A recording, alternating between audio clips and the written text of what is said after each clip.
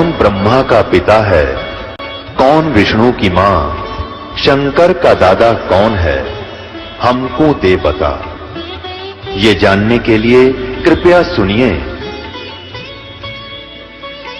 जगत गुरु तत्वदर्शी संत रामपाल जी महाराज के अमृत वचन सर्व पवित्र धर्मों के पवित्र शास्त्रों के आधार पर। अब पुण्यात्मा, पूजा और साधना में अंतर होता है। पूजा क्या है? जैसे हमने किसी से ऋण ले रखा, ऋण, तो हम उस ऋण को उतारने के लिए जो साधना कर रहे हैं वो मजदूरी कर रहे हैं। तो हम जिसका ऋण देना है उसकी पूजा नहीं कर रहे, हम तो उसके को अपना पैसा उतारने के लिए उसको अपनी मजदूरी करें। अब जैसे हमने पुणात्मा, जैसे आप जी ने सेब खरीदनी है, सेब, अब उस सेब को कैसे प्राप्त किया जाए? सबने पता, सेब है मार्केट में मिल रहा है, लेकिन जेब में पैसे नहीं है तो मार्केट में कैसे मिलेगी? अब ये विज्ञान हो गया कि सतलोक में सतपुरुष है और वहां पर सारा सुख है, तो वो वहां पहुंचेंगे कैसे? वो भक्ति धन चाहिए। जैसे हमने सेब खानी है, सेब के गुणों का ज्ञान हो गया, और वो कहाँ मिलती है? मार्केट में या मंडी में या कहीं बाजार में मिलेगी। तो कैसे मिलेगी? पैसे से मिलेगी। तो पैसे के लिए हमने क्या करना पड़ेगा? कोई मजदूरी कर या कोई और धंधा कर, फिर पैसे इकट्ठे कर और फिर सेब प्राप्त कर, वहां जाके मार्केट में जाते मिलेगी फिर तो। और जेब में पैसा नहीं है तो घूमे जा, वहां पर सेब भी रखा है, कोई ना दे तुझे उठा करके। तो ऐसे ही हमने सतलोक जाना है, तो हमारा उद्देश्य जो था, पूजा सेब की थी, सेब की पूजा थी, लेकिन मजदूरी कहीं और कर रहे थे। तो हमने पाना परमेश्वर कबीर देव, सतलोक पाना है, वो हमारी सेब है और मजदूरी ये है। अब ये मजदूरी बताई है ओम तत्सत मंत्र की, और जो प्रथम मंत्र आपको दिया जाता है ये इनकी पूजाएं नहीं है, ये भी मजदूरी है उस सेब को खाने, सेब को पाने की, परमेश्वर तक जाने की। यानी हमारे शरीर के अंदर इन भगवानों का जो है ना, अपना अपना महकमे के अनुसार इनका हमारे ऊपर ऋण है, और इन मंत्रों की मजदूरी करके हम इनका ऋण चुका देंगे।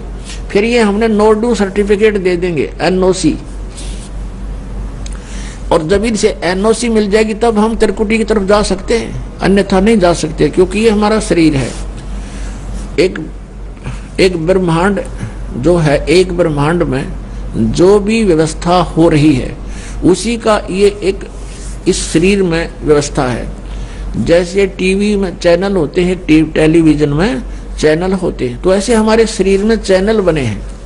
ये बैकबोन जो है, रीढ़ की हड्डी, बैकबोन, इसके अंदर की साइड में एक बिल्कुल साथ साथ चिपकी हुई आंतड़ियां सी बनी हुई है। नीचे जो यहाँ बैकबोन, ये रीढ़ की हड्डी समाप्त होती है नीचे गुदा के पास, तो इससे 2 उंगल ऊपर इस रीढ़ की हड्डी जहाँ एंड होता है, इससे 2 उंगल ऊपर एक मूल कमल है, और मूल कमल में गणेश जी का अधिपत्य, उसका ऑफिस है, ये समझो। और उसकी ऑफिस का जो ऋण हमने उतारना है उसकी मजदूरी अलग बता रखी है, मंत्र आपको दे रखे हैं। उसके बाद उससे 2 उंगल ऊपर बैकबोन में वहां पर सावित्री और ब्रह्मा जी का ऑफिस है, इसको स्वाद चक्र बोलते हैं। उससे ऊपर जो नाभि आपकी सुंडी है, नाभि, इसके बैक साइड में बैकबोन के साथ में ऐसी आंतड़ियां सी चिपकी हुई हैं, उसमें 8 पत्ती का कमल है, और जो ब्रह्मा जी का है वो 6 पत्तियों का कमल है, और गणेश जी का है वो 4 पत्तियों का कमल है। और फिर हम यहाँ हृदय कमल, हृदय ये हार्ट नहीं, हृदय का अर्थ मध्य भी होता है। तो हमारे जो रीढ़ की हड्डी है और यहाँ दोनों सतनों के बीच में ये स्थान है, ये मध्य है, इसके बैक में रीढ़ की हड्डी के अंदर की साइड में, वहां पर इस शिव और पार्वती का ऑफिस है। यानी वहां इनका कमल है और 12 पंखड़ी है, इसकी 12 पत्तियां हैं। और ये कंठ कमल, ये कंठ है, यहाँ नहीं, इसके बैक में रीढ़ की हड्डी के अंदर की तरफ, वहां इस दुर्गा जी का कमल है जिसमें 16 पंखड़ियां हैं। तो हम इनकी मजदूरी करेंगे, इनकी मजदूरी करके हम इनसे नो ड्यू सर्टिफिकेट लेंगे। जैसे कोई विदेश में गया है और वहां उसने कोई कारोबार कर रखा था, उसमें घाटा हो गया, उसके ऊपर कर्जे हो गए, उसका जो है कर्जा हो गया, और उसने जैसे कनेक्शन ले रखा, बिजली का कनेक्शन ले रखा था, टेलीफोन का कनेक्शन ले रखा था, वाटर सप्लाई का, और भी बहुत से, तो वो सभी सुविधाएं उसकी बंद होगी, क्योंकि वो निर्धन हो गया, उसके पास पैसा रहा नहीं, क्योंकि उसकी साधना ठीक नहीं थी, उसकी भक्ति, वो उसकी जो फैक्ट्री चली नहीं किसी भी कारण से। तो अब वो सुविधाएं प्राप्त हो नहीं, ऋण उतरे नहीं, तो कोई बीच में ऐसा प्रभावशाली व्यक्ति आ जावे और वो कहे उन महकमे वालों को जाकर के, भाई मैं इसका गारंटर हूं, इसको सभी सुविधाएं दे दो, ये तुम्हारा ऋण देगा किस्तों में। तो दोबारा सुविधाएं दिलवा दी जाएं तो फिर आपने मजदूरी तक करनी पड़ेगी और उसका ऋण भी उतारना होगा। ठीक इसीलिए इसी प्रकार इन भगवानों का ऋण हमारे ऊपर है। तो यहां से नीचे के प्रधान हैं, मुखिया हैं, इनका ऋण हमने देना पड़ेगा, और उस ऋण के उतारने के ये 5 मंत्र हैं। गुरु ग्रंथ साहिब में जो जिक्र है 5 मंत्रों का, वेदों में भी है, नाम स्पष्ट नहीं उनमें, 5 मंत्र, 7 मंत्र, 3 मंत्र, उसमें भी ऐसा प्रमाण है। उसके लिए बता रखे, वो तत्वदर्शी संत ही बता सकता है और किसी को पता नहीं। तो ये 5 मंत्र हैं जो आपको प्रथम मंत्र में दिए जाते हैं, फर्स्ट एंड लास्ट छोड़ के। बीच बीच के जो 5 मंत्र, ये है वो पंच मंत्र, और इनके जाप से आपको, जब ये आत्मा हृदय में रहती है, हृदय कमल में, और वहां से फिर ये नीचे को चलती है मूल कमल में, मूल कमल में जाएगा, तो वहां से फिर जब त्रिकुटी पर चलने का समय आएगा, जब प्राण हमारे पूरे हो जाएंगे, यानी शरीर अंत होगा, फिर ये आत्मा सबसे पहले मूल कमल में जाएगी और वहां इसका नो ड्यू सर्टिफिकेट तैयार पाओगा, क्योंकि इसने उसका कर्जा उतार रखा है भक्ति साधना मजदूरी करके। फिर ये पहुंचेगा दूसरे स्वाद चक्र में। पुण्यात्माओं, ये आध्यात्मिक ज्ञान है, और आप पहली, दूसरी, तीसरी, चौथी कक्षा के बच्चे हो, किसी ने 2 वर्ष हो गए, किसी ने 3 वर्ष, कोई 4 वर्ष, कोई 5 वर्ष, कोई 6 वर्ष। इस आध्यात्मिक ज्ञान को समझने में बहुत समय लगेगा। तो धीरे धीरे, क्योंकि एक दिन में तो नहीं समझ पाते, धीरे धीरे समय समय पर ये सब सत्संग के माध्यम से प्रवचन किए जाते हैं, और सत्संग के अंदर एक विशेष ध्यान रखा जाता है कि प्रथम कक्षा के बच्चे भी होते हैं जो पहली बार आए हैं, तो सभी प्रकार के डोज देनी पड़ती है ताकि सभी को सहारा मिले, विश्वास दृढ़ हो, भगवान में रुचि बने आपकी। तो पुण्यात्मा, इस काल में हमारी सारी व्यवस्था ऐसी बना रखी है, निरे पाप हों। तो इस प्रकार हम संतानोत्पत्ति करते हैं, वो ब्रह्मा जी के ही विभाग में आती है। तो उसके अंदर हम बहुत वेस्ट करते हैं, अपना शक्ति को बहुत वेस्ट होती है, तो वो कर्जा और ऋण बन जाता हमारे ऊपर। तो फिर इन मंत्रों के जाप से जब हम ब्रह्मा जी के वहां जाएंगे, तो फिर वो उस मंत्र के जाप से उस सभी पाप जो हमारा लोन हो गया था, हमारे वेस्टेज होगी थी, उसको वहां वो इस मंत्र से आपकी स्टोर होगी, रीस्टोर होगी, तो वहां वो हमें मुक्त कर देगा। फिर हम जाएंगे विष्णु जी के उस दरबार में, वहां भी फिर हमारा यहाँ नो ड्यू सर्टिफिकेट मिलेगा, क्योंकि आप उसका मजदूरी करके ऋण उतार चुके होगे। फिर आओगे हृदय कमल में, और वहां फिर आपको वो मंत्र दे रखा है, उसके जाप से आप वहां से बरी हो जाओगे, वहां से नो ड्यू सर्टिफिकेट आपका तैयार पाओगे, और फिर कंठ कमल में आओगे, वो दुर्गा जी का भी आप मजदूरी करते हो, जाप करते हो, तो फिर आप यहां से लेकर यहां तक अब स्पष्ट साफ हो गए। इस प्रथम मंत्र से आपको यहां तक आने में सुविधा हो जाएगी, यानी यहां तक। अब यहां से फिर त्रिकुटी पर पहुंचना है। इन मंत्रों के जाप बिना और नीचे वाले भगवानों का नो ड्यू सर्टिफिकेट लिए बिना, नीचे वाले प्रधानों का, आप त्रिकुटी पर नहीं जा सकते लाख जन्म भी।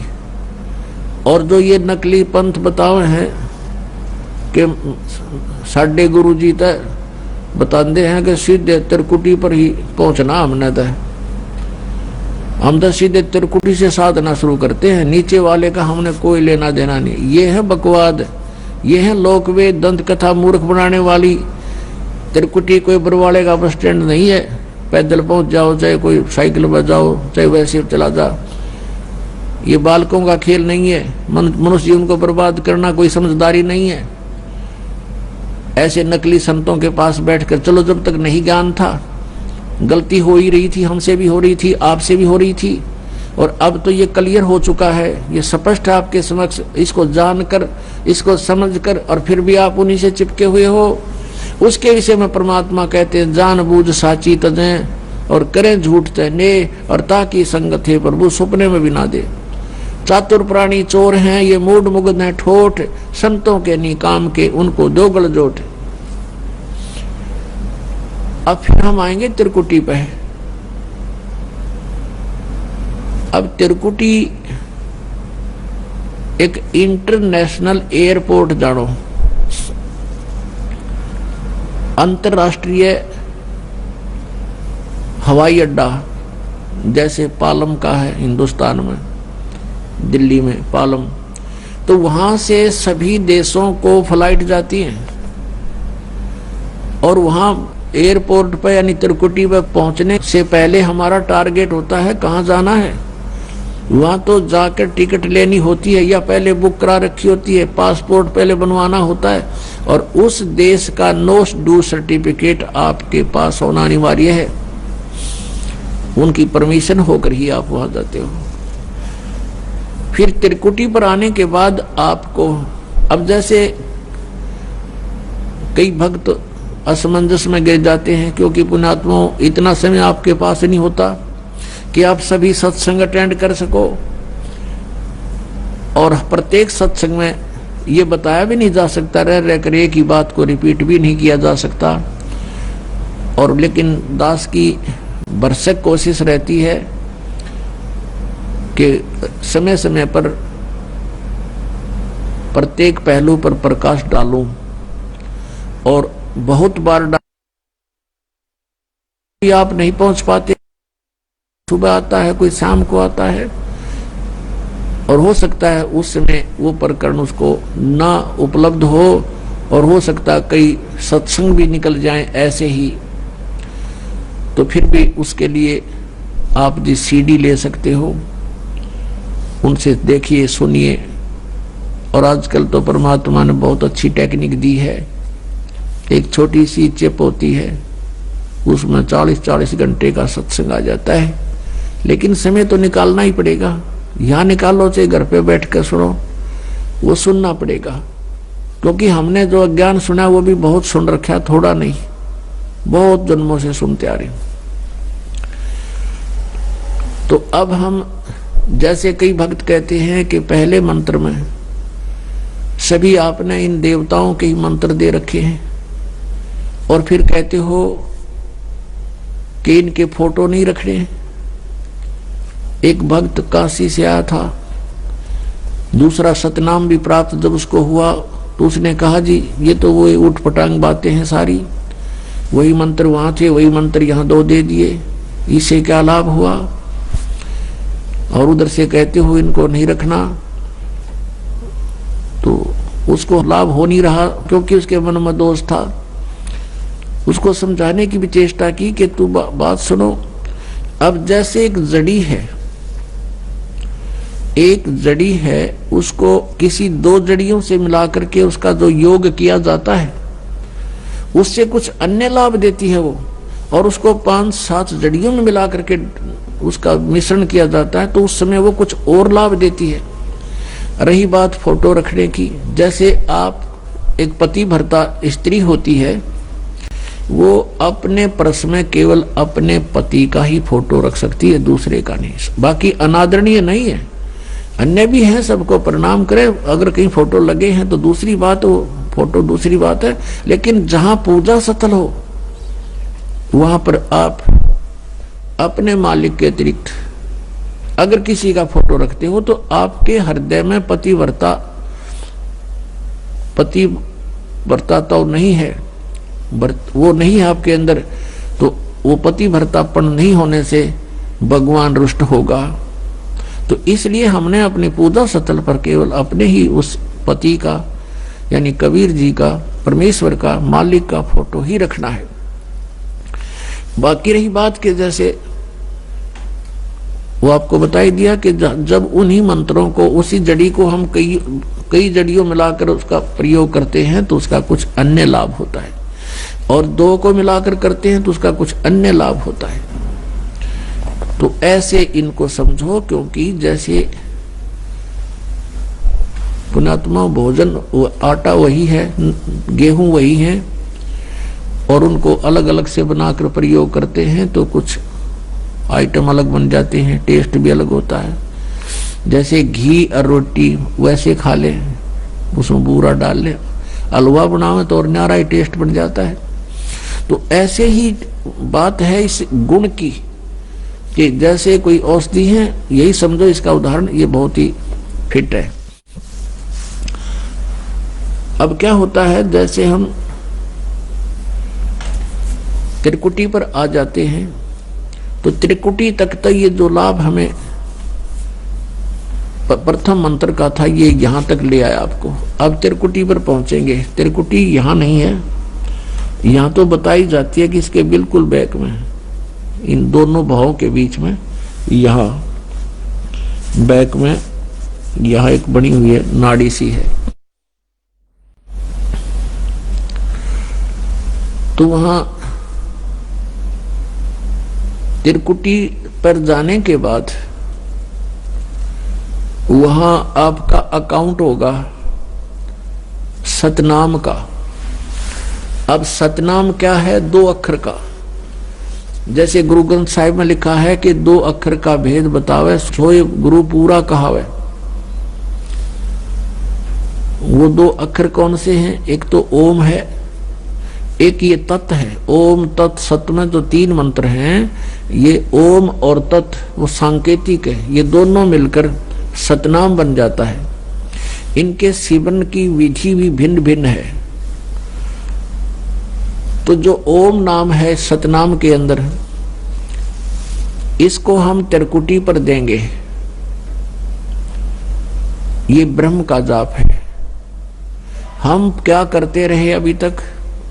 ओम नाम का जाप करते थे ऋषि महर्षि, पहले और कोई जाप नहीं करते थे, वो केवल ब्रह्म साधना करते थे। अब उनको कंप्लीट ज्ञान तो था नहीं, जैसा काल ने उनको वर्मित किया तो ओम नाम के जाप से वो ब्रह्मलोक में चले जाते थे। ब्रह्मलोक में हजारों युगों तक वो वहां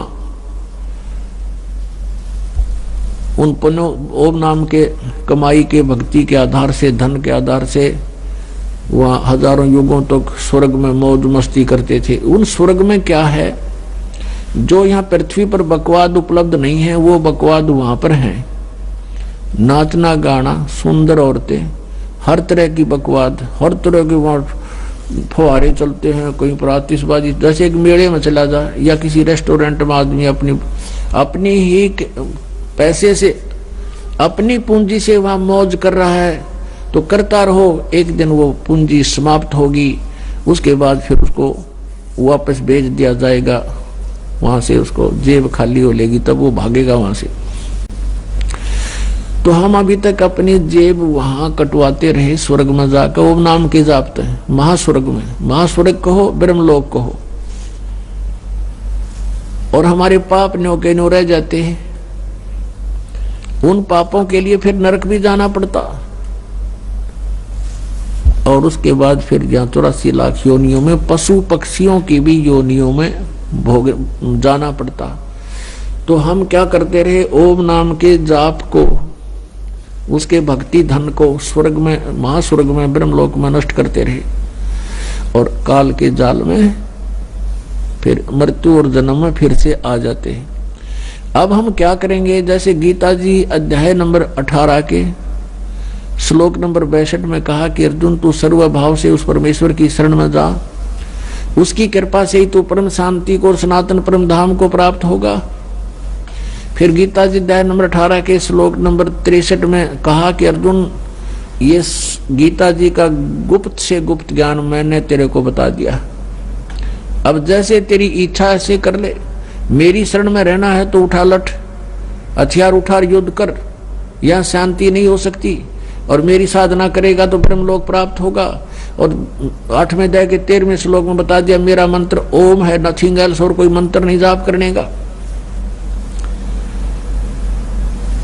और जन्म मृत्यु तेरी भी रहेगी मेरी भी रहेगी, शांति नहीं हो सकती। और यदि तूने परम शांति चाहिए, सनातन परम धाम जाने के बाद फिर लौट कर वापस नहीं आते, वो स्थान चाहिए, तो उसकी साधना तत्वदर्शी संत बताएंगे। 4th अध्याय के 34वें श्लोक में गीता जी में कहा है, उनको खोज ले, मैं नहीं जानता उसके विषय में। अब 18वें अध्याय के 63वें श्लोक में स्पष्ट कर दिया उसने, गीता ज्ञानदाता ने, कि ईब यु गुप्त से गुप्त ज्ञान दे दिया तेरे, जैसे तुझे ठीक लगे वो फैसला कर ले, सोच ले। मेरी शरण में रहना है तो जन्म मृत्यु भी रहेगी, शांति नहीं। मैं पूरा विश्वास दिलाता हूं कि मेरी शरण में रहेगा तो मुझे ही प्राप्त होगा। तो अंडरस्टूड, जहां साता बासा हुई, मन कर्म वचन सुमरियो सोई। फिर 18वें अध्याय के 64वें श्लोक में तुरंत कहा कि एक गुप्त से गुप्त भेद और बताता हूं। फिर सुन कि वो परमात्मा जिसके विषय में 18वें अध्याय के 62वें श्लोक में और 15वें अध्याय के 17वें श्लोक में, 1 से 4 श्लोक में 15वें अध्याय के में बताया है कि उस परमेश्वर की शरण में वो है ना, वो मेरा भी इष्ट देव है। इष्ट में असी दृढ़म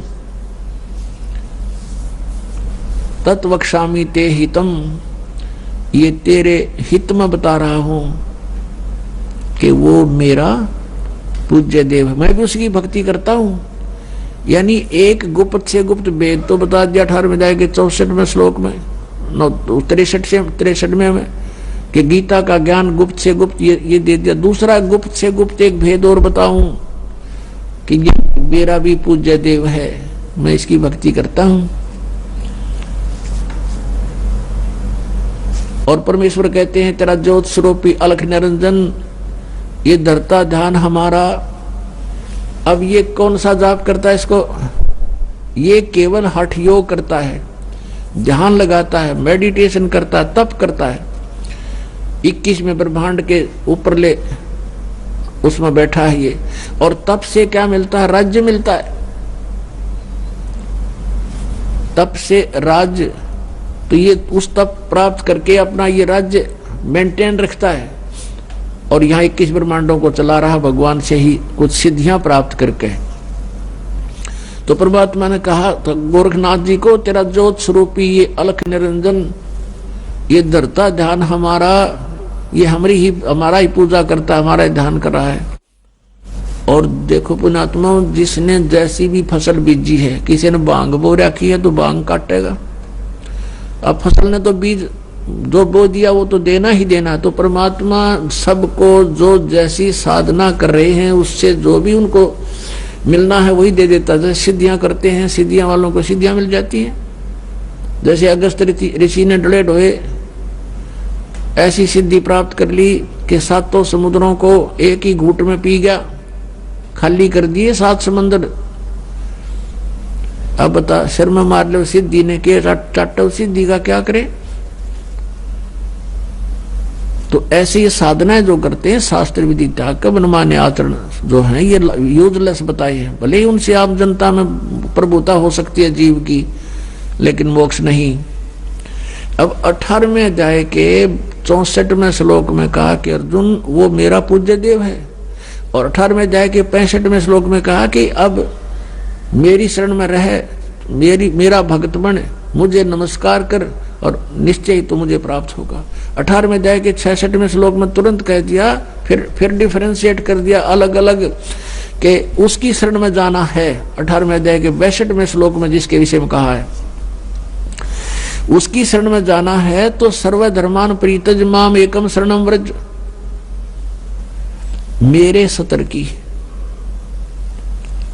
और सभी पूजाओं को त्याग दे। और फिर एकम शरणम व्रज, मेरे सतर की जो साधना है, धन भक्ति धन तूने इकट्ठा किया वो मेरी मुझे छोड़ दे, मुझे दे दे, उसका प्रतिफल मत लेना। एकम शरणम व्रज, एकम जिसके बराबर दूसरा ना हो, अद्वितीय। अब यहां गीता अनुवादकर्ताओं ने अनुवाद गलत कर दिए, अर्थ अनर्थ कर दिए। व्रज माने जाना होता है, इन्होंने आना कर रखा है। अब इनका दृष्टिकोण क्या था कि ये श्री कृष्ण जी से ऊपर नहीं मानने थे, श्री कृष्ण जी को ये सुप्रीम पावर परम अक्षर ब्रह्म मान रहे थे, और जिस कारण से इन्होंने अर्थों के अनर्थ कर डाले। व्रज माने जाना होता है, इन्होंने आना कर दिया। तो यहाँ कहा, गीता ज्ञानदाता कहता है कि मेरे सतर की जितनी पूजाएं हैं, धार्मिक अनुष्ठान जो तूने किए हैं, सभी धर्मान परित्यज माम, मेरे सतर के जितने भी धार्मिक अनुष्ठान हैं, धार्मिक पूजाएं हैं, वो मुझ में छोड़ दे। एकम शरणम व्रज, उस सर्वशक्तिमान परमात्मा की शरण में तू जा। अहम तवा सर्व पापे भ्यामोक्षामि मा शुच, फिर मैं तुझे इन सभी संकटों से, पापों से मुक्त कर दूंगा, तू चिंता ना करे।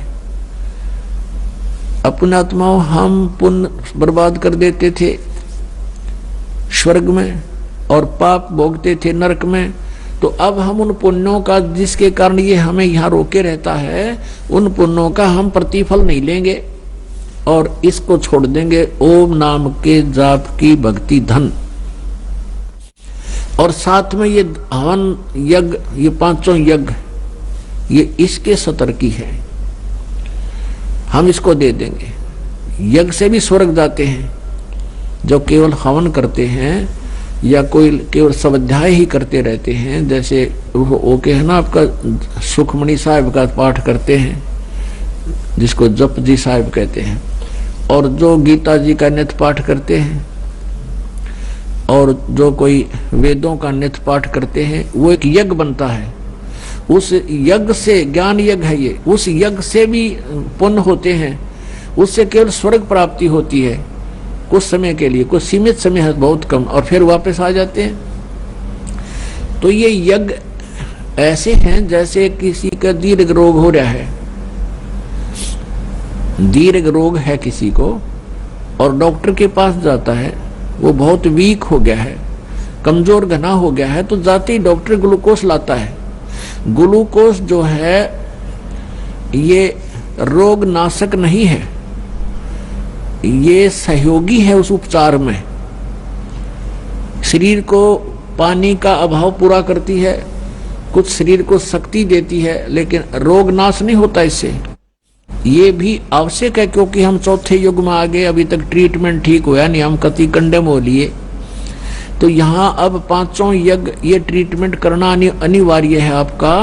पांचों यज्ञ भी करनी पड़ेंगी। एक यज्ञ है धर्म की, जैसे दान करते हो भक्त, इसमें से आपका यहाँ भंडारा चलता है, आश्रम बनाया जा रहा है, आपकी रजाई गद्दों का व्यवस्था होती है, दुखी आत्मा आती है, आते यहाँ शांति प्राप्त होती है, भगवान की कथा सुनते हैं, तो आपके द्वारा दिया गया दान आपको आबाद कर देगा। ये स्थान है वो दान करने का। और एक जगह धर्म की, दूसरी जगह ध्यान, परमात्मा का जो याद बनी रहना, उसकी भूल ना पड़े, उसकी रह रह कर याद आवे, दिस इज मेडिटेशन। वो हठ योग मेडिटेशन नहीं बख्शंतों का, ये सहज समाध है, सहज ध्यान है, ये इसको ध्यान बोलते हैं। तीसरी जगह हवन की, यहाँ पर देसी घी की जोत जलाई जाती है, ये हवन यज्ञ होता है। और चौथी यज्ञ प्रणाम, जैसे आप दंडवत प्रणाम करते हो, ये भी एक यज्ञ बनता है। और पांचवी यज्ञ है ज्ञान की, स्वाध्याय करना, सत्संग श्रवण करना, ये ज्ञान यज्ञ है। तो जैसे ये ज्ञान यज्ञ करते रहे उसका भी लाभ है, लेकिन जब तक ये नाम नहीं होगा ये तो ग्लूकोज है। ये पांचों यज्ञ समझो ये ग्लूकोज है और केवल सपोर्ट शरीर को देने के लिए, रोग नाशक नहीं है। इसके लिए ये मंत्र जो मंत्र है ये रोग नाशक है और इनके बिना कोई लाभ नहीं। तो ये पांचों यज्ञ और साथ में ये मंत्र ओम, ये हम ब्रह्म को दे देंगे, इसको छोड़ देंगे, इसका प्रतिफल हम नहीं लेंगे। और जो प्रथम मंत्र आपको दिया जाता है उसकी और साथ में ये यज्ञों का हमने जितनी आवश्यकता होती है परमात्मा हमें यहाँ उनसे में से देते रहते हैं। हमारे बहुत जब हम मर्यादा में रहेंगे, ये सत्साधना करेंगे तो परमात्मा ही हमारे सब भक्ति की रक्षा करता है। योग अक्षेम यानी भक्ति की रक्षा वही करता है, हर तरह से सुचारू रखता है, हमें व्यर्थ धन नहीं करने देगा। हम बेमतलब की डिमांड करेंगे, ये बना लें, वो बना लें, ये कर लें। अगर वो भक्ति चाहता है तो ये बकवास छोड़नी पड़ेगी, भगवान पर आश्रित होना पड़ेगा। जो परमात्मा दे करे वही ठीक होगा, हमारे हित में होगा। जैसे आप जी हॉस्पिटल में पहुंच गए डॉक्टर के पास, अब डॉक्टर ने आपको एडमिट कर लिया तो वहां मरीज की नहीं चल रही, बिल्कुल भी मरीज की नहीं चलेगी, वहां डॉक्टर की चलेगी। और डॉक्टर की चलने में हमारा हित होगा। आप चाहते हो कि मैं थोड़ी सी चीनी खा लूं, डॉक्टर कहता आपको शुगर ज्यादा है, ये नहीं टच करना, और आप फिर भी खाते हो तो मरो। आपको बीपी हाई हो गया और आपको मना किया है कि नमक नहीं खाना, घी नहीं प्रयोग करना, और आपकी फिर भी इच्छा है कि घी खा लूं, तो डॉक्टर तो अलाउड करे नहीं, और फिर भी तुम खावा तो मर भाई। तो ऐसे ही यहाँ आप प्रथम बार तो जो प्राणी आते हैं वो दुखी आते हैं कि हमें तो संकट का निवारण हो, हमारे दुख दूर हो, हम धनी हो जाएं। तो ये तो आप पल्ला गांठ लगा लो, ये तो होंगे ही होंगे। आपका संकट भी दूर होगा, आप धनी भी हो जाओगे, क्योंकि ये प्रोसीजर अकॉर्डिंग टू द शास्त्र है। ये शास्त्र अनुकूल साधना, भगवान का विधान है कि इससे तो लाभ होगा ही होगा आपको। लेकिन केवल ये ज्ञान इसलिए दिया जाता है आप इन्हीं तक सीमित ना रहना। आज एक संकट निवारण हो गया आपका और आप चले गए, ठीक हो गया, हमें राहत होगी, हमें क्या आवश्यकता वादा नहीं, और फिर 20 और आ जाएंगे कर्म के पता नहीं कितने, फिर उनको कौन खत्म करेगा। तो यहाँ आपके जीवन में आने वाले प्रारब्ध के अंदर भी जो कांटे पाप कर्मों के हैं वो भी इन एडवांस खत्म किए जाएंगे, और आपको जो आवश्यक वस्तु होंगी वही दी जाएगी, और आप बेमतलब की वस्तु मांगोगे भगवान नहीं देगा, जो आपके इस उपचार में बाधक होगी। पुणात्मा इतना ज्ञान दास आपको बता रहा है। शाम को 3 घंटे सत्संग किया, वैसे भी 2-2 घंटे तकरीबन कोशिश करता हूं कि हर तरह से हर पहलू पर विचार देकर, क्योंकि प्रत्येक सत्संग में बच्चे बदलते रहते हैं और पुण्यात्मा है वो लगातार रहते हैं उनके से, तो फिर पुण्य है ही नहीं किसी के, वो तो रंगे जाएंगे भगवान के रंग में। लेकिन जो थोड़ा समय प्राप्त होता है उनको भी दास चाहता है कि सब तरह के मिश्रण साथ एक बार खिला दूं ताकि इनको कुछ विश्वास दृढ़ हो। तो इतना ज्ञान दिया जाता है। इसका उद्देश्य ये नहीं है, नहीं तो आपको नाम दे दूं और तुम ऐसे करो, ठीक है, वो छोटे मोटे रात तो आपको मिल ही जाएंगे, लेकिन आप यहाँ दृढ़ नहीं हो सकते। ज्ञान के बिना आप यहाँ रुक नहीं सकते, और ज्ञान से ही आदमी को पता चलता है आत्मा को कि कौन सा अहित है और कौन सा हित है। आप यहाँ उद्देश्य लेकर ये आओ कि हमारा जन्म और मृत्यु का रोग कटे। ये रोग नहीं कटाते, छोटे मोटे रोग तो ईब एक कट गया तड़के दूसरा शुरू हो जाएगा। अगर ये भगवान से दूर चले गए तो कल को और रोग हो जाएगा। तो हमने परमात्मा की शरण में रहना है, और जो आपको आवश्यक वस्तु होंगी देगा भगवान, आपको अवश्य देगा, और ना भाग्य में होगा तो भी देगा। लेकिन हमारी इच्छाएं बहुत सीमित हों। परमात्मा ने उदाहरण दे रखा है, स्वयं एक मजदूर बनकर रहे, जुल्हा बनकर रहे, झोपड़ी में रहे, और हमें ये उदाहरण देने के लिए कि गरीब से गरीब आदमी भी परमात्मा पा सकता है। अब प्रसंग चल रहा है, वहीं उसी टॉपिक पर आते हैं कि अब हम त्रिकुटी पर पहुंच गए। त्रिकुटी पर पहुंचने के उपरांत अब उस सतनाम के 2 मंत्र हैं, उनमें से एक मंत्र का अकाउंट हमने त्रिकुटी पर देना है, तब हम आगे प्रस्थान कर सकते हैं, नहीं वहां से आगे नहीं जाने देगा ये। तो वहां परमात्मा आएंगे इस दास के रूप में, गुरु के रूप में, और जिस भी पुण्यात्मा की जैसी आस्था इस दास के प्रति आज बनी हुई है, तो त्रिकुटी पर भी ऐसी ही होगी। इसलिए परमात्मा कहते हैं, गुरु मानुष कर जानते ते नर कई अंधे हैं वो, और महादुखी संसार में फिर अगयम के फंद। आपने गुरुजी को परमात्मा के तुल डील करना है। ये दास भगवान नहीं है, मुझे अपनी औकात का खूब पता है, लेकिन आप जी ने इस दास को एज ए रिहर्सल और इस जन्म मृत्यु के रोग की इस प्रॉब्लम को सोल्व करने के लिए, हल करने के लिए मानना पड़ेगा गुरु जी हमारे भगवान है। अब जैसे एक ऋण, गणित के अंदर ऋण का एक प्रश्न आता है, उसमें मूलधन ज्ञात करना होता है। वो मूलधन करोड़ों अरबों का होता है, रुपए का। उस करोड़ों अरबों रुपए के मूलधन को प्राप्त करने के लिए सपोज करना पड़ता है, मानना पड़ता है, मान ले मूलधन 100 रुपए, और फिर उससे हमारी वो प्रॉब्लम सोल्व हो जाती है। फिर उस 100 रुपये मूलधन नहीं है, लेकिन 100 रुपये मूलधन माने बिना वो उस प्रॉब्लम हल नहीं हो सकती, वो प्रश्न हल नहीं हो सकता। और 100 रुपये मूलधन मानते ही वो प्रॉब्लम हल हो जाएगी, और वो मूलधन मिल जाएगा जिसकी हमें तलाश है। तो इस दास को आप जी ने गुरु को सपोज करना पड़ेगा, गुरु इज गॉड, और ऐसे नहीं मानोगे तो आप फिर जहां भगवान होगा इस दास के रूप में, क्योंकि परमात्मा ने आपके पहचानो। अगर दूसरे रूप में खड़ा होगा तो आप बात भी को नहीं करो, और इस दास के रूप में आएगा तो आप जाते ही दंडवत प्रणाम करोगे, जैसी आपकी आस्था, यानी वो फिर अंतःकरण देखेगा। यहाँ तो आप झूठ भी बोल देते हो, कोई बीडीपी हो वो भी नहीं होगा ना जी, ठीक से मेरा नाम, मैंने कोई मर्यादा भंग नहीं करी, या कोई और अन्य पूजाएं करता है साथ में, तो वो तो वहां जाकर तो आपके समक्ष फिल्म चल पड़ेगी, और आपका कैसा भाव है गुरु जी के प्रति वहां पता लग जाएगा। गुरु मीन भगवान के प्रति। तो वहां अगर आपके मन में दोष रहा तो आप वहां से रिजेक्ट हो जाओगे।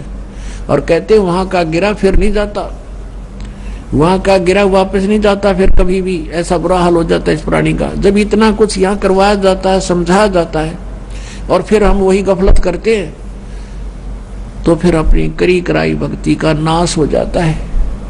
त्रिकुटी पर जाकर के परमात्मा आएंगे, वह बहुत बड़ा मेला लगा होगा, इंटरनेशनल एयरपोर्ट है, जैसे को विष्णु जी का उपासक है वो भी वहां खड़ा होगा, शिव जी का उपासक है वो भी वहां खड़ा होगा, और ब्रह्मा जी का उपासक है वो भी वहां खड़ा होगा, दुर्गा का उपासक है वो भी वहीं होगा, ब्रह्म का उपासक भी वहीं होगा, और पूर्ण परमात्मा का उपासक भी वहीं खड़ा होगा।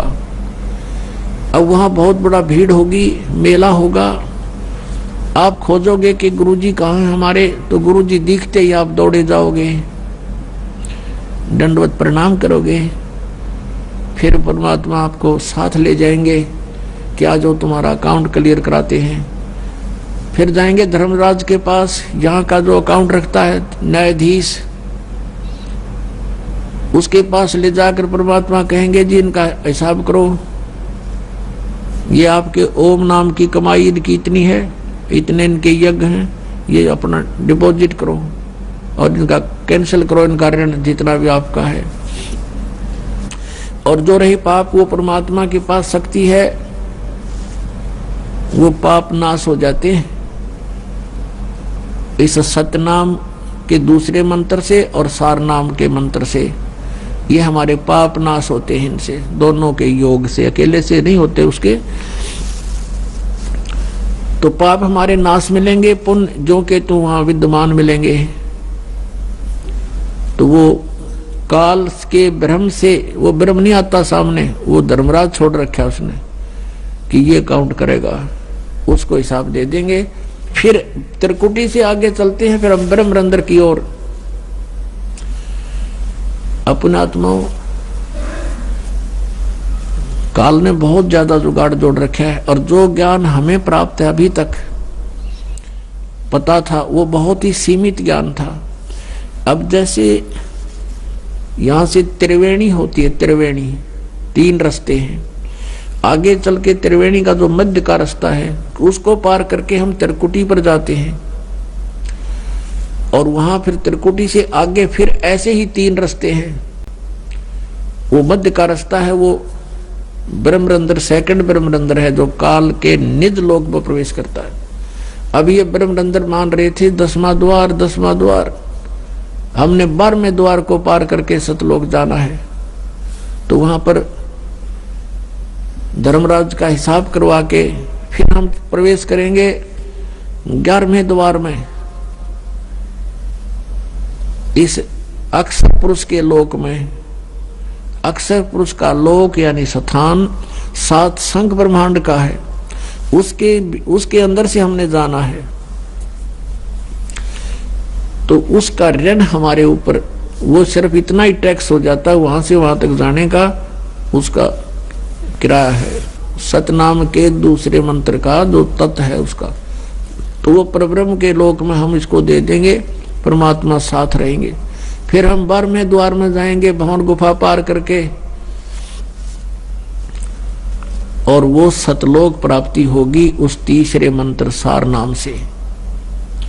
तो गीता जी अध्याय नंबर 18 के श्लोक नंबर 66 में कहा कि सर्वधर्मान परित्यज माम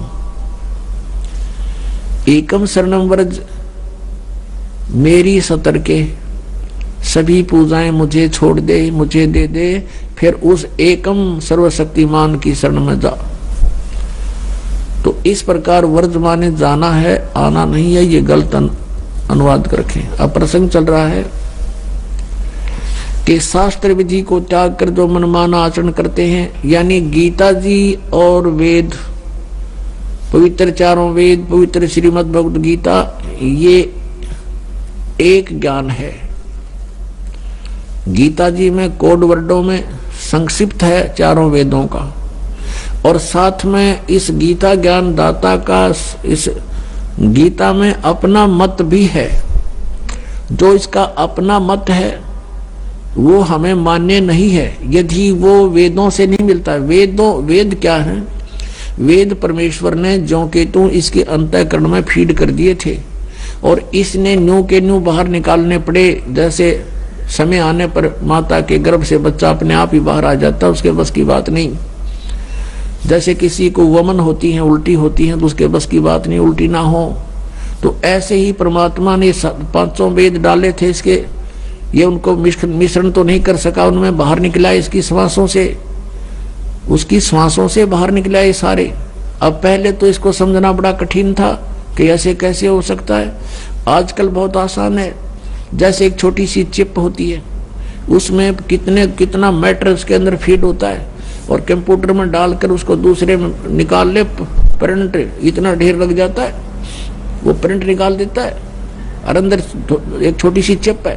तो ऐसे ये श्वासों से ये 5 वेद बाहर आ गए ज्योति निरंजन के, काल के, ब्रह्म के शरीर से। इसने देखा उनको पढ़कर, 5वां जो वेद था सूक्ष्म वेद, उसमें बहुत अत्यधिक जानकारी थी उस परमेश्वर की। ये मंत्र लिखे थे उसमें सारे, इसने उसको सभा कर दिया, नष्ट कर दिया, यानी उसको नहीं दिया, छुपा दिया, और 4 वेद दे दिए हमारे को। कि लो इसमें ध्यान, इसमें मिश्रण नहीं कर सका वो इस वेदों में। अब इसने गीता का ज्ञान वेदों वाला बोला, इसमें थोड़ा सा अपना मत डाल दिया, बार बार कहता है ये मेरा मत है।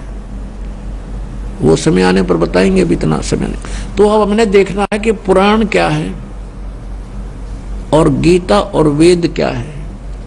वेद और Gita God given spiritual knowledge है।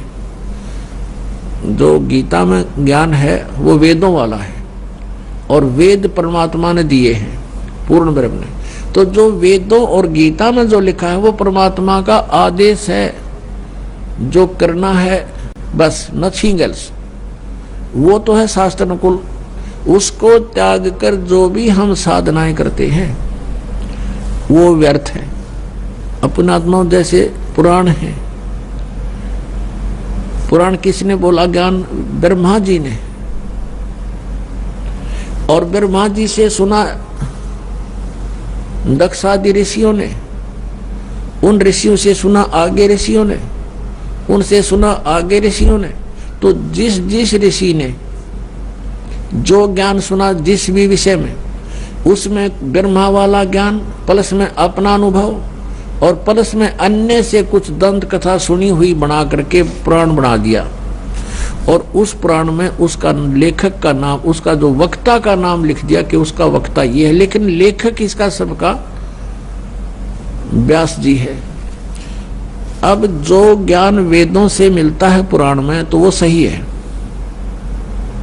और जो वेदों से अलग जो ज्ञान उसमें है वो उस ऋषि या ब्रह्मा की अपनी अनुभव सोच है, वो हमने पालन नहीं करनी है। क्योंकि परमात्मा का विधान है वेद और गीता, उसमें जो सिमरण भक्ति विधि लिख रखी है हमने उतना ही मंत्र जाप करें, उससे अलग करेंगे तो शास्त्रीय विदिता का मनमानाचरण हो गया, तो वो हमने नहीं करना है। फिर उससे क्या हानि होगी? जैसे एक व्यक्ति का मित्र था दरोगा जी, SHO, और उस व्यक्ति ने अपने मित्र SHO से कहा कि मेरा एक पड़ोसी मुझे बहुत दुखी कर रहा है, ग्वांडी साथ वाले मकान में बहुत तंग करता है, बहुत प्रार्थना कर ली, पंचायत भी कर ली, वो मुझे परेशान करने से बाज नहीं आ रहा, तो क्या करूं? SHO ने कहा उसका मार लठ, माफ देख लूंगा। उसने अपने मित्र SHO एक अधिकारी की आज्ञा का पालन करके उस अपने पड़ोसी के साथ झगड़ा ठान लिया। उस झगड़े में उस पड़ोसी की मृत्यु होगी उसके हाथ से। अब उसने उस अधिकारी, अब उस व्यक्ति ने अधिकारी की आज्ञा का पालन करके जो विधान तोड़ दिया राजा का, उसके अंतर्गत उसको सजाए मौत होगी। अधिकारी आज्ञा का पालन करके उसने जो विधान तोड़ दिया राजा का, उस राजा के विधान अनुसार उसको सजा होगी, वो मृत्यु को प्राप्त हो गया, उसको सजाए मौत की सजा मिल गई। तो पुण्यात्माओं, वेद और गीता ये परमात्मा का विधान है। इसके अतिरिक्त पुराण जो है ये किसी ऋषि और यहाँ के ये ब्रह्मा विष्णु या शिव ये अधिकारी हैं, इनकी आज्ञा है उसके अंदर। यदि उनकी आज्ञा वेदों से नहीं मिलती है, उनके भक्ति की विधि, तो वो शास्त्र विधि त्याग के मनमाना आचरण है, यानी वो विधान भगवान के विधान को भंग करना है। आइए अब हम उन श्रद्धालुओं के अनुभव जानते हैं जो जगत गुरु तत्वदर्शी संत रामपाल जी महाराज जी से दीक्षा प्राप्त कर चुके हैं तथा उनके द्वारा बताए गए भक्ति मार्ग पर चल रहे हैं। नमस्कार सर। सत साहिब। सर क्या नाम है आपका? मनोज वर्मा। मनोज जी, आप कहाँ के रहने वाले हैं? मैं पटना बिहार के रहने वाले हूँ। मैं पटना हाई कोर्ट में इनकम टैक्स का वकील हूँ। सर, संत रामपाल जी महाराज से नाम दीक्षा लेने से पहले क्या आप कोई भक्ति साधना करते थे? हाँ जी, करते थे। बहुत सारी जितना भी देवी देवताओं हैं, 12 ज्योतिर्लिंग, 51 शक्तिपीठ, सब जगह गया हूँ। आसाराम के पास भी गए, उनकी भी सत्संग सुना। दाती जी महाराज से भी पाली आश्रम में मिला, उनका भी पूजा अर्चना किया। सुदर्शन जी महाराज के पास भी गए, वहां भी मैं उनका सत्संग 3 दिनों तक सुना। फिर विभिन्न जितने भी धर्म गुरु हैं, लगभग 10-15 उनके पास गए और उनका सत्संग सुने, लेकिन किसी का सत्संग हमें समझ में नहीं आया। सर आपने बताया कि आप इतनी सभी देवी देवताओं की भक्ति की, ज्योतिर्लिंग पीठ भी गए, उसके अलावा इतने धर्मगुरुओं के पास भी गए, लेकिन आपको वहां का सत्संग समझ नहीं आया। इन सभी भक्ति साधनाओं से आपको क्या क्या लाभ हुए? हमें लाभ तो कुछ प्राप्त नहीं हुआ। हमारे पिताजी लगभग 10 साल कैंसर से पीड़ित रहे, ऑपरेशन भी हुआ, इसके बाद भी वो इस दुनिया में नहीं रहे। वो शिव की भी आराधना करते थे। रजरप्पा हर महीने वो माँ छिन्नमस्तिके के शरण में जाते थे। बकरा बलि होता था जिसमें दया भी आता था, लेकिन फिर भी वो बलि पूजा करते थे। मेरा भाई भी था, वो भी शिव की पूजा करता था, दुर्गा काली का भी पूजा करता था। इसके बाद वो भी पॉइजन खा के इस दुनिया से चला गया। माता जी भी हमारी वैष्णो देवी की पूजा करती थी और लगभग सब देवी देवताओं की पूजा करती थी। पूजा करने के बाद भी उन्हें कुछ लाभ प्राप्त नहीं हुआ और अब वो पागल हो गई हैं। हमारी शादी के भी 8 साल हो गए, कोई बच्चा नहीं हुआ। 7 साल तक देवी देवताओं को हम पूजा करते रहे, जन्म से ही, प्रारंभ से ही देवी देवताओं को पूजा करते रहे, लेकिन हमें कोई बच्चा प्राप्त नहीं हुआ। ये सभी साधनाओं के बावजूद भी हमारे घर में सारे लोग दुख से ही पीड़ित रहे। ये साधनाओं से किसी तरह का सुख प्राप्त नहीं हुआ। सर आपने बताया कि आप इतने धर्मगुरुओं के पास गए, उसके अलावा आपने बहुत सारे और देवी देवताओं की भक्ति साधनाएं भी की, लेकिन आपको फिर भी दुखों का सामना करते रहना पड़ा। आपके पिताजी की कैंसर से मृत्यु हो गई, आपके भाई ने जहर खा लिया और उनकी भी मौत हो गई। आपकी माताजी वैष्णो देवी की पूजा करते करते पागल हो गई और आपको भी संतान की प्राप्ति नहीं हुई। तो फिर आपको संत रामपाल जी महाराज के बारे में ज्ञान कहाँ से प्राप्त हुआ? संत रामपाल जी के बारे में ज्ञान अचानक टीवी चैनल पर वो इनकी साधना चलती थी। देखते देखते एक दिन हमने वो टीवी चैनल को देखा और सुनने लगे। गांधी मैदान में पुस्तक मेला लगा हुआ था। पुस्तक मेला के दौरान भक्ति सौदागर का संदेश एक पुस्तक मिला। पुस्तक तो हम पढ़े नहीं, ला के कुछ दिन बुक शेल्फ में रख दिए, लेकिन जब उसको समय मिला, समय निकाल के उसको पढ़े तो हम बहुत रोए। 12 नवंबर 2014 में जिंद तक हम गए भी नाम दीक्षा लेने के लिए। हमको बुलाया गया कि यहाँ आ जाओ। हमने जब फोन करके पूछा तो कहे कि नाम दीक्षा लेने के लिए यहाँ चले आओ।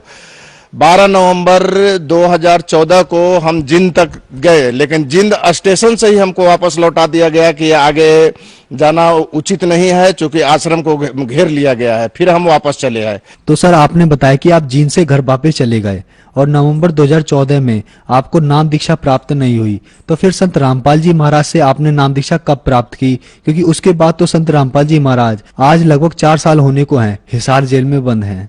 मुझे अध्यात्म का ज्ञान भक्ति सौदागर का संदेश पढ़कर हुआ।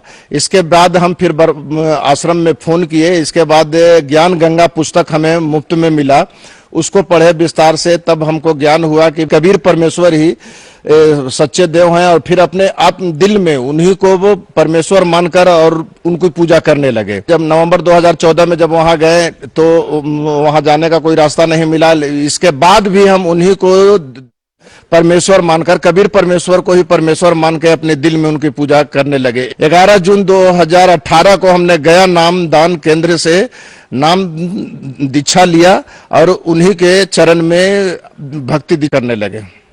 सर आपने बताया कि आप लगभग नवंबर 2014 से ही कबीर साहब जी को पूर्ण परमात्मा मानते रहे और उसके बाद आपको 4 साल बाद जून 2018 में संत रामपाल जी महाराज से नाम दीक्षा लेने का मौका प्राप्त हुआ और आज लगभग आपको नाम दीक्षा लिए हुए 2 महीने ही हुए हैं। तो क्या संत रामपाल जी महाराज से नाम दीक्षा लेने के बाद आपको कोई लाभ भी प्राप्त हुए? हाँ जी, कबीर परमात्मा को जब अपने दिल में बसा लिए तो 2017 को हमारा फर्स्ट इशू होने वाला था। हमने विभिन्न डॉक्टरों को डेहरी में भी और पटना में भी दिखवाए, तो डॉक्टर बोला चाहे तो बच्चा को बचाएंगे या बच्चे की माँ को बचाएंगे। फिर हमने, हमारी पत्नी दुर्गा की पूजा करती थी, उपासना करती थी, वो बोली कि अब जो भी हो परमात्मा अगर चाहेंगे तो नॉर्मल डिलीवरी अगर घर में हो जाएगा तो हम लोग नाम दीक्षा ले लेंगे। घर में ही बच्चा नॉर्मल डिलीवरी हुआ। जो डॉक्टर उनका ट्रीटमेंट कर रहे थे तो वो भी हैरान हो गए कि ये कैसे हो गया। डॉक्टरों का कहना था कि चाहे तो बच्चा बचेगा या उसकी मां को बचा सकेंगे। ये पहला लाभ था। दूसरा लाभ ये हुआ कि हमारे पीठ में एक गांठ बन गया था, बहुत बड़ी गांठ थी।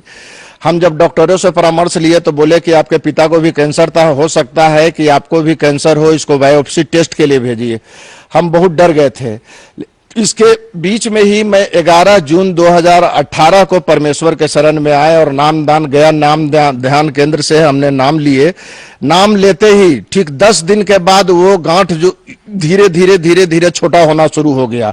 अभी भी मेरे पीठ में गांठ है, वो धीरे धीरे छोटा होना हो गया। और बहुत सारे लाभ हैं जो घर में रोज प्रतिदिन कुछ न कुछ हमें लाभ प्राप्त हो ही रहे हैं, जिसकी मैं वर्णन नहीं कर सकता। हमारी पत्नी को भी बैक पेन था और सर में हमेशा दर्द रहता था, सर भारी भारी जैसा लगता था, या फिर उन लोगों का अंदरूनी प्रॉब्लम भी था। संत रामपाल जी के परमेश्वर की दया से आज वो बिल्कुल ठीक हैं। मेरी पत्नी को भी बैक पेन होता था, सर में दर्द रहता था।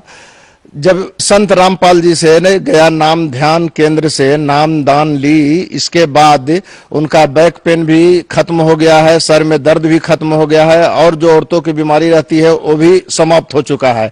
आज वो बिल्कुल चंगी हैं। मैं पटना हाईकोर्ट में एडवोकेट हूँ।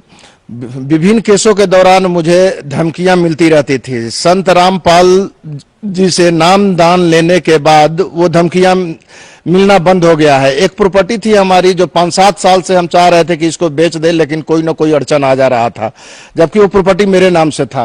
पर आज वो प्रॉपर्टी निकल चुका है, बिक चुका है। जब से 2-2.5 महीने से संत रामपाल दास जी से जब से हमने नाम दीक्षा लिया है, सुखों का भंडार घर में आ गया है और आज हम बहुत सुखी हैं। सर, आपने बताया कि आप बहुत सारे धर्मगुरुओं के पास गए, वहां वीआईपी ट्रीटमेंट लेने के लिए आपको कई हजारों रुपए भी देने पड़े। जैसा कि मीडिया में बताया गया कि संत रामपाल जी से अगर आपको नाम दीक्षा लेनी है तो आपको उनको कुछ पैसे देने पड़ते हैं। आपको कितने पैसे देने पड़े संत रामपाल जी महाराज से नाम दीक्षा लेने के लिए? मैं विभिन्न भक्ति साधना करने के बाद जहां जहां भी गए, जिस धर्म गुरु के पास गए या फिर जहां जहां मंदिरों में गए, अमरनाथ हुआ या वैष्णो देवी हुआ, वहां वीआईपी दर्शन करने के लिए हमसे कुछ न कुछ एवज में रुपया ले गए। कहीं 10,000, कहीं 11,000, कहीं 20,000, कहीं 25,000। जब धर्म गुरुओं के पास गए वहां भी रहने खाने का अलग व्यवस्था करने के लिए या फिर हवन करने सामग्री या हवन विशेष हवन करने के लिए कहीं 20,000, कहीं 15,000, कहीं 51,000 रुपया लगता था।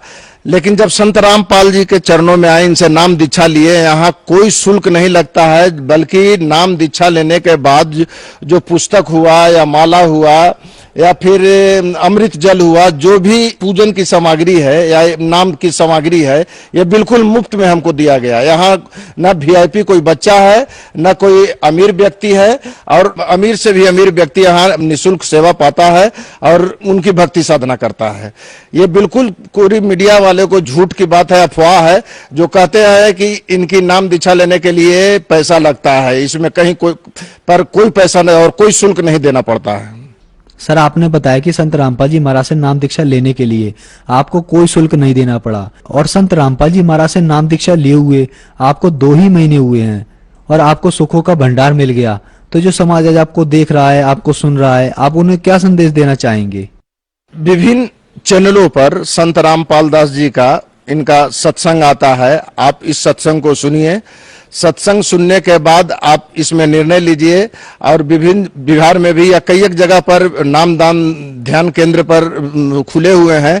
आप इन नाम ध्यान केंद्र पर जाकर नाम दान लीजिए और अपना भक्ति और आत्म कल्याण कराइए। धन्यवाद सर। सत साहिब।